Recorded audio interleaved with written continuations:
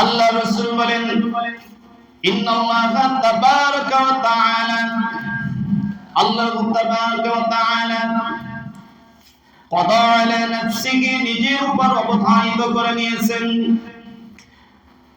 আন্নাহু মান আতাশা নাফসাহু আল্লাহ পাকের যে সমস্ত গোলাম রমজান মাসে রোজা রেখে পানি খায় নাই, পানি পিপাসা লেগেছে তবে পানি খায় নাই, আল্লাহ নিজের উপর অবধারিত করে নিয়েছেন কিয়ামতের ময়দানে মুসিবতের দিন করে যেদিন মানুষ ইয়া নফসি বলবে, পানির জন্য শুধু পানি পানি চিৎকার দেবে, সূর্যটা মাথার নিকটে থাকবে। আল্লাহ রাসূল বলেন আল্লাহ পাকের যেই সমস্ত বান্দা আর বান্দি সারাদিন রোজা রাখলো, দুনিয়াতে পানি পান করলো না, আল্লাহকে ভয় করে কোনো খাবার খেলো না, আল্লাহকে ভয় করে, রাসূল বলেন কিয়ামতের ময়দানে আল্লাহ তাআলা নিজেই রোজার বিনিময়ে তাদেরকে পানি পান করাবেন। সুবহানাল্লাহ। তাহলে দেখেন আল্লাহ তাআলা রমজানের বিনিময়ে, রোজার বিনিময়ে সে যদি পানি পান করায় তাহলে রোজা রাখার দরকার আছে না? যারা বলেন আছে না নাই? যারা রোজা রাখবে তারা আশা করতে পারেন যে আমাদেরকে আল্লাহ তাআলা কিয়ামতের ময়দানে পানি পান করাবেন। কিন্তু যারা রোজা নাই তারা কি আশা করতে পারবে? কি আশা করতে পারবে না। এই জন্য আসেন যারা মাহে রমজানে রোজা রাখছি আলহামদুলিল্লাহ, তারা সবাই আশা করতে পারে যে আমরা আল্লাহ তাআলা আমাদেরকে কিয়ামতের ময়দানে পানি পান করাবে। কিন্তু যারা রোজা রাখি নাই তারা কি আশা করতে পারি? যারা বলেন আশা করতে পারি? পারি না। রোজা হলো জান্নাত লাভের পথ। রাসূল বললেন عن حذيفة رضي الله عنه قال أسندت النبي صلى الله عليه وسلم إلى صدري অর্থাৎ হুযায়ফা রাসূলের সঙ্গে সাক্ষাৎ করলেন। একটু বোঝানোর জন্য বলি, তবে আমি ইমাম সাহেব কিছুদিনের জন্য ছুটি নিয়ে 10-15 দিন চলে গেলাম। এরপরে আসার পরে অনেক মুসাল্লিরা আমার সঙ্গে মুআনাকা করবে না, সালাম বিনিময় করবে, মুআনাকা করবে। রাসূল করিম সাল্লাল্লাহু আলাইহি ওয়াসাল্লামের সঙ্গে হুযায়ফা রাসূলকে দেখে জড়িয়ে ধরলেন, মুআনাকা করলেন। মুআনাকা করার পর আল্লাহ রাসূল হুযায়ফাকে 3টা কথা বলেছিলেন। সর্বপ্রথম মুআনাকা করার পর হুযায়ফা যখন রাসূলকে জড়িয়ে ধরলেন, 1 নম্বর রাসূলকে বললেন ইয়া রাসূলুল্লাহ। রাসূল হুযায়ফাকে বললেন হুযায়ফা, ও হুযায়ফা, 1 নম্বর কথা হলো মান ক্বালা লা ইলাহা ইল্লাল্লাহু খাতামা লাহু বিহি দাখালাল জান্নাহ। আমার সাহাবী হুযায়ফা শুনে নাও, আমি রাসূল তোমাকে জানিয়ে দিলাম যেই লোকটা যখন মৃত্যুর সময় চলে আসবে, মালাকুল মউত যখন চলে আসবে, খাতামা লাহু বিহি দাখালাল জান্নাহ, ওই সময় যদি কেউ লা ইলাহা ইল্লাল্লাহ কালেমা পড়তে পড়তে শেষ নিঃশ্বাস ত্যাগ করে, হুযায়ফা শুনে নাও সে আল্লাহর জান্নাতে প্রবেশ করবে। সুবহানাল্লাহ। এখন বলেন তো আমি আপনি কালেমা পড়তে পড়তে মৃত্যুবরণ করতে চাই কি চাই না? কালেমা পড়ে যদি মৃত্যুবরণ করতে চাই তাহলে বলেন তো নামাজের দরকার আছে না নাই? এই নামাজ আমার আপনার উপর ফরজ করেছেন আল্লাহ। আমরা সাক্ষ্য দিচ্ছি লা ইলাহা ইল্লাল্লাহ, আল্লাহ ছাড়া কোনো মাবুদ নাই। সাক্ষ্য দিচ্ছি আল্লাহ ছাড়া কোনো আইনদাতা নাই, বিধানদাতা নাই, রিজিকদাতা নাই। আমরা রবকে সব জায়গায় মেনে নিচ্ছি, আর সব জায়গায় যদি মেনে নিতে পারি তাহলে আশা করি মওতের সময় আমার আপনার জবানে কালেমা নসিব হবে। আর যদি সব জায়গায় রবকে মেনে না নিতে পারি তাহলে মওতের সময় কালেমা নসিব হবে না। হবে? রোজা আল্লাহর হুকুম, যদি রোজা না রাখি মৃত্যুর সময় কালেমা হবে? আপনারা একটু জোরে বলেন, মৃত্যুর সময় কালেমা নসিব হবে? রোজা আল্লাহর হুকুম। রোজা নাই, হজ নাই, যাকাত নাই, সৎকারের আদেশ নাই, সমাজে জুলুম নির্যাতন যত যা আছে আকাম কুকাম সব আমি করি, কিন্তু মৃত্যুর সময় কালিমার আশা করি, এটা কি হবে? আল্লাহ রাসূল অন্য হাদিসে বললেন, মান কানা আখিরু কালামিহি লা ইলাহা ইল্লাল্লাহ দাখালাল জান্নাহ, যারাকেরই বাক্যটা হবে লা ইলাহা ইল্লাল্লাহ, রাসূল বলেন দাখালাল জান্নাহ, সে আল্লাহর জান্নাতে প্রবেশ করবে। এই জন্য আসেন সব সময় লা ইলাহা ইল্লাল্লাহ পক্ষে যেন থাকতে পারি। লা ইলাহা ইল্লাল্লাহ নিয়ে সব কিছু আমাদের, আমরা রাজনীতি করব যাই করি না কেন সব সময় আল্লাহকে রব হিসেবে মেনে চলে তাকওয়া অর্জন করে যদি চলতে পারি, তাহলে মৃত্যুর সময় লা ইলাহা ইল্লাল্লাহ নসিব হবে। এরপরে হযরত হুযায়ফা রাসূল করিম সাল্লাল্লাহু আলাইহি সাল্লাম কি জন্ম অবস্থায় আছেন, মুআনাকা অবস্থায়। এরপর রাসূল হুযায়ফাকে দ্বিতীয় নম্বর বললেন, হুযায়ফা দ্বিতীয় নম্বর বক্তব্য শোনো হুযায়ফা, ওয়ামান সামা ইয়াওমা ইবতিগাই ওয়াজহুল্লাহি কাতাবা লাহু বিহি দাখালাল জান্নাহ। হুযায়ফা দ্বিতীয় নম্বর কথাটা হুযায়ফা ভালো করে শুনে নাও। আল্লাহ রাসূল বললেন, হুযায়ফা যে ব্যক্তি আল্লাহর সন্তুষ্টির জন্য, আল্লাহকে রাজি খুশি করার জন্য একটা মাত্র রোজা রাখবে, বেশি না একটা রোজা রাখলো, আল্লাহকে সন্তুষ্টি করার জন্য একটা রোজা রাখার পরে মৃত্যুবরণ করলো, হুযায়ফা আল্লাহ তাআলার সন্তুষ্টির জন্য একটা রোজা রেখে মৃত্যুবরণ করলো, খাতামা লাহু বিহি দাখালাল জান্নাহ, হুযায়ফা আল্লাহ তাআলা তাকে জান্নাতের মেহমান হিসেবে কবুল করবে। এখন বলেন তো মাহে রমজানে কি আমরা একটা রোজা রাখি? একটু জোরে বলেন, একটা রোজা রাখি? মাহে রমজান আমরা 30টা রোজা রাখি অথবা 29টা রোজা রাখি, কাকে খুশি করার জন্য? জোরে বলেন, কাকে খুশি করার জন্য? আল্লাহকে খুশি করার জন্য আমরা রাখি। বলেন তো যারা আল্লাহকে খুশি করার জন্য 30টা রোজা রাখবে, সে আল্লাহর জান্নাতে যাবে না? একটা রোজা রাখার জন্য যদি কেউ জান্নাতে যায়, তাহলে 30টা রোজা যদি রবকে ভয় করে খুশি করার জন্য রাখি, তাহলে আশা করি আমরা আল্লাহর জান্নাতের মেহমান হব। সম্মানিত উপস্থিতি, এই জন্য যারা রোজা রাখেন না, এখন থেকে একটা মাত্র রোজা গিয়েছে, চেষ্টা করেন আর যেন রোজা না ভাঙা লাগে। হযরত হুযায়ফা রাসূলকে জন অবস্থা আছে 3 নম্বরে রাসূল হুযায়ফাকে বললেন, হুযায়ফা শুনে নাও, ওয়ামান তাসদাকা বিসাদাকাতি কাতাবা লাহু বিহি দাখালাল জান্নাহ।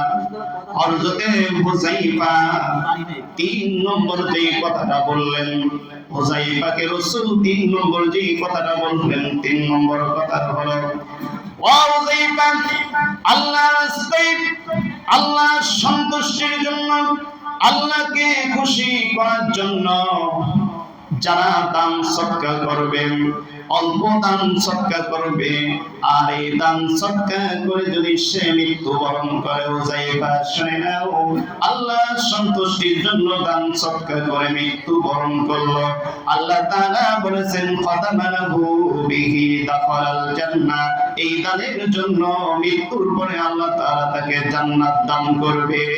এখন বলেন রমজান মাস, এই মাসে আমাদের দান সদকা বেশি বেশি করার দরকার আছে না? জোরে বলেন, আছে না নাই? এই জন্য দান সদকা করবেন। আমার দিকে একটু খেয়াল করেন সবাই। তাহলে হুযায়ফাকে রাসূল জড়িয়ে ধরে, হুযায়ফা আর রাসূল দুইজনে মুআনাকা অবস্থায় রয়েছে, হুযায়ফাকে রাসূল 3টা কথা বললেন। 1 নম্বর হচ্ছে কালেমা, 2 নম্বর বললেন রোজা, 3 নম্বর বললেন সাদকা। এই জন্য আল্লাহ তাআলা যেন আমাদের সকলকে কালিমা অনুযায়ী জীবনযাপন করার তৌফিক দান করেন। সকলে বলেন আমিন। আল্লাহ তাআলা যেন আমাদেরকে মাহে রমজানের রোজা সহ যত রোজা রাখে আল্লাহর সন্তুষ্টির জন্য আদায় করার তৌফিক দান করুন। বলেন আমিন। আল্লাহ তাআলা আমাদের যেন গরীব অসহায় মানুষের পাশে দান সদকা একমাত্র আল্লাহর সন্তুষ্টির জন্য দান সদকা করার তৌফিক দান করুন। বলেন আমিন। সম্মানিত উপস্থিতি, এরপরে عن أبي أمامة قال أتيت رسول الله صلى الله عليه وسلم আরেকটা হাদিসে হযরত আবু উমামা রাদিয়াল্লাহু তাআলা আনহু তিনি বলেন, আমি একদিন রাসূল করিম সাল্লাল্লাহু আলাইহি সাল্লামের দরবারে গেলাম। রাসূলকে বললাম, ইয়া রাসূলুল্লাহ ফাকুতুম মাওয়াবি বিআমালি ইয়াদখুলুনি আল জান্নাহ। ইয়া রাসূলুল্লাহ, আমাকে একটা আমলের কথা বলে দিন, যে আমলটা করলে আমি জান্নাতে প্রবেশ করতে পারবো। আল্লাহ রাসূল আবু উমামাকে বললেন, ও আবু উমামা, আলাইকা বিস-সাওমি ফাইন্নাহু লা আদালা লাহু। আবু উমামা, তুমি মাহে রমজানের রোজা রাখো, তুমি রোজা রাখো, রোজা রাখো, কেননা রোজার সমতুল্য কিছু নাই। হযরত আবু উমামা বললেন, আমি আবার সুন্নাতাইতু গুসানিয়া, আমি আবার রাসূলের দরবারে পরে আবার গেলাম। ইয়া রাসূলকে বললাম, ইয়া রাসূলুল্লাহ মারানি বিআমালি ইয়াদখুলুনি আল জান্নাহ। ইয়া রাসূলুল্লাহ, আমাকে এমন একটা আমলের কথা বলে দিন যাতে করে আমি জান্নাতে প্রবেশ করতে পারি। রাসূলকে আবার প্রশ্ন করলেন আবু উমামা। সঙ্গে সঙ্গে আবু উমামাকে রাসূল আবার বললেন, ফাকালা লি আলাইকা বিস-সাওমি। আবু উমামা, তুমি রোজা রাখো। দেখেন, তাহলে জান্নাতে যাইতে গেলে রোজার বিকল্প নাই, রোজা রাখতেই হবে। রাসূল আবু উমামাকে দুইবার রোজার কথা বললেন। এই জন্য আমরা যারা আছি অবশ্যই আমরা রোজা রাখবো। সম্মানিত উপস্থিতি,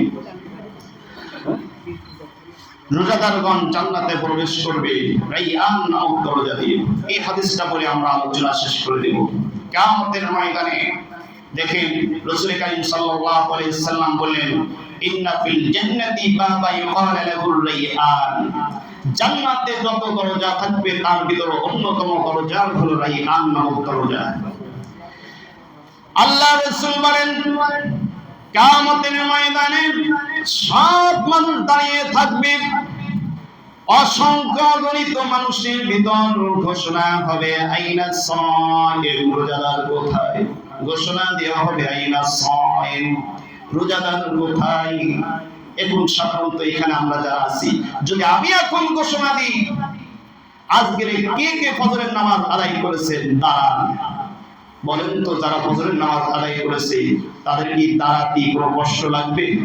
সে আনন্দ সহকারে দাঁড়িয়ে যাবে, কারণ আমি তো ফজরের নামাজ আদায় করেছি। কিয়ামতের ময়দানে ঘোষণা করা হবে, আইনা সাইম, রোজাদার কোথায়? সঙ্গে সঙ্গে ফায়াকুমুনা, সব রোজাদার দাঁড়িয়ে যাবে, ফায়াকুমুনা, সব রোজাদার দাঁড়িয়ে যাবে, আনন্দ সহকারে দাঁড়িয়ে যাবে। রোজাদাররা যখন দাঁড়িয়ে যাবেন, রোজাদার তারা আনন্দের সঙ্গে যখন দাঁড়িয়ে যাবে, তখন ঘোষণা দেওয়া হবে, ইন্না ফিল জান্নাতি বাবা ইউকাল লাহুর রাইয়ান। ও রোজাদার, তোমরা যাও জান্নাতের ওই রাইয়ান নামক দরজা দিয়ে, ইয়াদখুলু মিনহু সাইমুনা ইয়াওমাল কিয়ামাহ। কিয়ামতের ময়দানে বলা হবে, লা ইয়াদখুলু মিনহু আহাদুন গায়রুহুম, তোমরা যাও সকলে এই রাইয়ান নামক দরজা দিয়ে আল্লাহর জান্নাতে প্রবেশ করো। কিন্তু সেদিনকে রোজাদার যখন প্রবেশ করা হয়ে যাবে, তখন ওই দরজাটা বন্ধ করে দেওয়া হবে, আর কেউ ওই দরজা দিয়ে প্রবেশ করতে পারবে না। তাহলে দেখেন, রোজাদারের দাম আল্লাহ তো করেন কত। ওই দরজা দিয়ে রোজাদার ছাড়া কেউ প্রবেশ করতে পারবে না। অন্য হাদিসে রাসূল কারীম সাল্লাল্লাহু আলাইহি সাল্লাম বললেন, যখন রোজাদার রাইয়ান নামক দরজা দিয়ে জান্নাতে প্রবেশ করবে, জান্নাতে প্রবেশ করার পর বান্দা খালা মিনহু শারাবা, রোজাদারদেরকে জান্নাতের ভিতরে পানি পান করানো হবে। একই হাদিসকে অন্য হাদিসে একটু বেশি বলেছে, রোজাদাররা যখন জান্নাতে প্রবেশ করবে, করার সঙ্গে সঙ্গে তাদেরকে পানি পান করানো হবে।